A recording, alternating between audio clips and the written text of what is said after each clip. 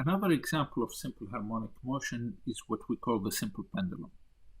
We obtain a simple pendulum by tying a long string to a pivot and then tying a mass at the end of the string, at the other end of the string.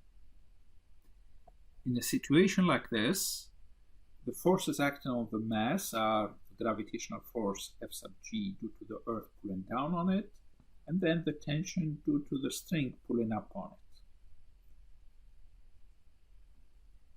Since the mass is going to oscillate in a sort of circular fashion, we are going to analyze the motion using torques. The torque due to the tension is 0 since there is no lever arm for that force.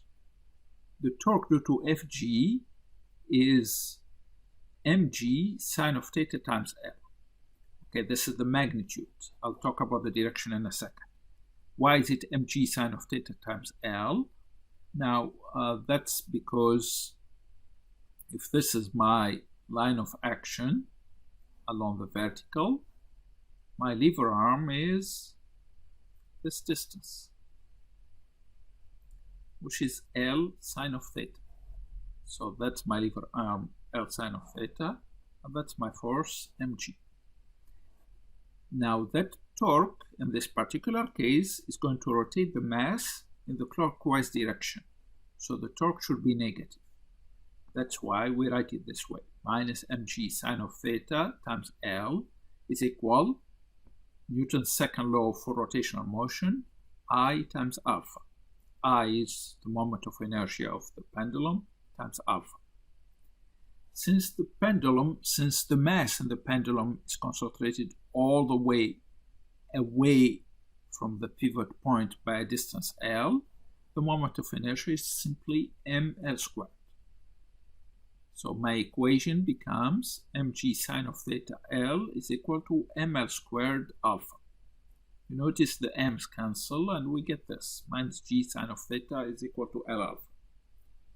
For small angles, when we express them in radians,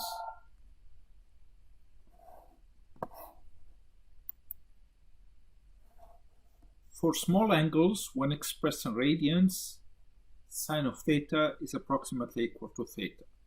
So we can replace the sine of theta here by theta and we get this. Rearranging it a little bit, we get alpha minus g over L times theta.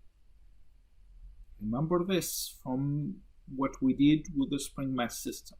We found that A is actually equal to minus omega squared x. Since alpha is an angular acceleration like A is a linear acceleration, and theta is an angular position like x is position, then that tells us g over L is actually equal to omega squared, or omega square root of g over L, which leads us, remember the relationship between omega and t is 2 pi over omega, so t is equal to pi square root of L over g. Notice here that the period does not depend on the amplitude, and it does not depend on the mass either. It just depends on the length of the pendulum and g, which is the gravitational field value.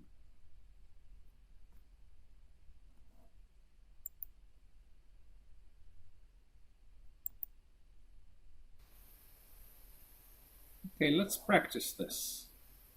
The simulation, you can access it from this website, download it when you get there, and you should be able to get something like this.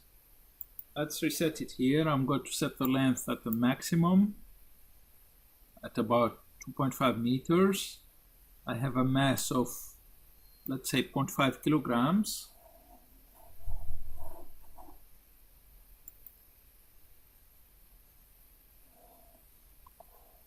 And then,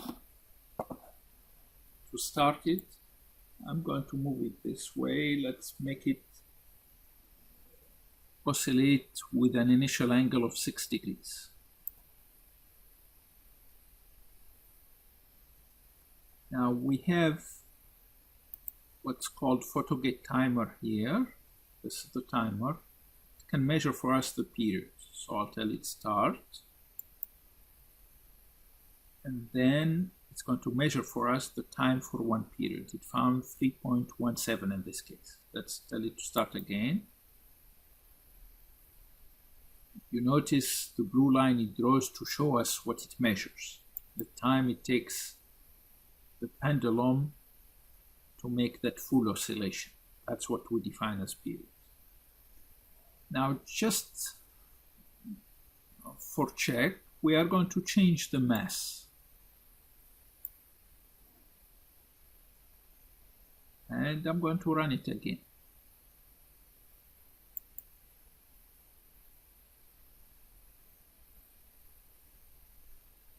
See, it's the same value for the period, even though the mass is quite different. Now, I'm going to change the length of the pendulum.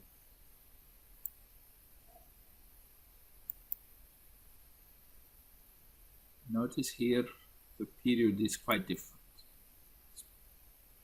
It is much smaller. So the length is going to affect the period of a pendulum, but not the mass. Another thing that we can change is the angle. So instead of 3 degrees, let's do 2 degrees.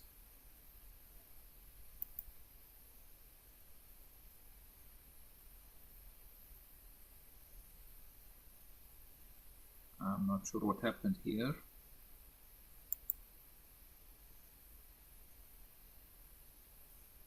Okay, you see it's 3.17.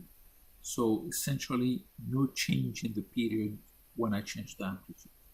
Remember, we have to restrict ourselves to small angles anyway.